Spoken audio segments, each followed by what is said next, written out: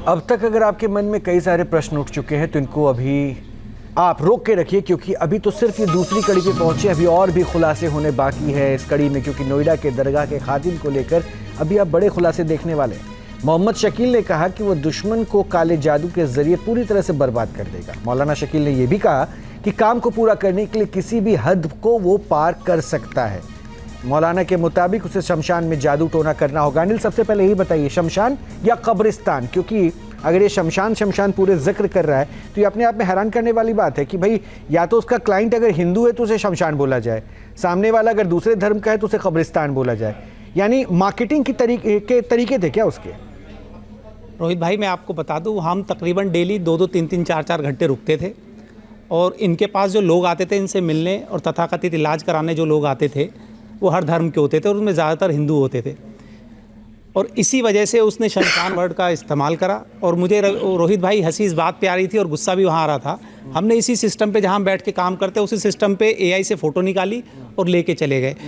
मैं जब उनको देख रहा था, वो बातें कर रहे थे बड़ी बड़ी, मुझे कभी हंसी आ रही थी उनके ऊपर और कभी गुस्सा आ रहा था, क्योंकि जो फ़ोटो इस ब्रह्मांड पे एग्जिस्ट ही नहीं करती, उस फोटो को लेकर इतने इतने बड़े क्लेम। और वो बता रहे थे मेरे पास बहुत जिन्नात हैं। वो जिन्नात ये नहीं पहचान पाए कि आपके सामने कोई व्यापारी नहीं बैठे, ये आपके सामने न्यूज़ नेशन के रिपोर्टर बैठे हैं। ये पहली बात से ही उनकी जो कारस्तानी थी वो सब खुलने लगी, लेकिन हम उसका फिर उसे हम एंजॉय करने लगे।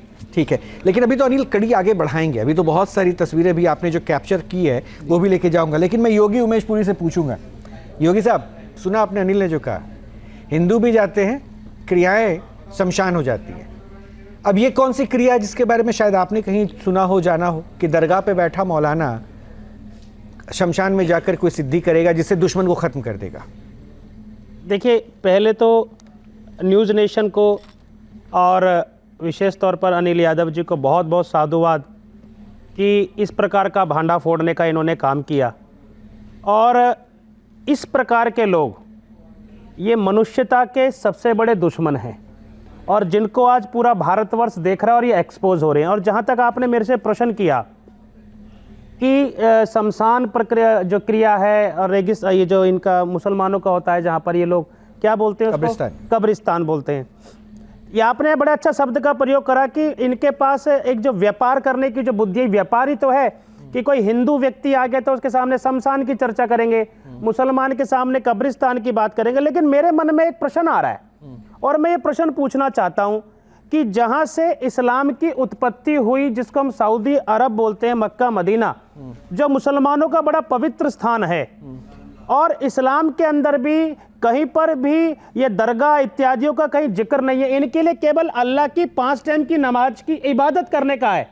लेकिन इस प्रकार ये मुसलमान है और इस प्रकार का प्रपंच कर रहा है, भांडा फोड़ने का काम कर रहा है। ये व्यक्ति तो 2 लाख, 4 लाख, 5 लाख रुपए लेकर किसी की सुपारी भी दे सकता है, किसी की हत्या भी करवा सकता है। भाई मेरा काम हो गया। तो आज मुझे बड़ा दुख हो रहा है कि पहली बात तो इस प्रकार की दरगाहें बन कैसे जाती हैं?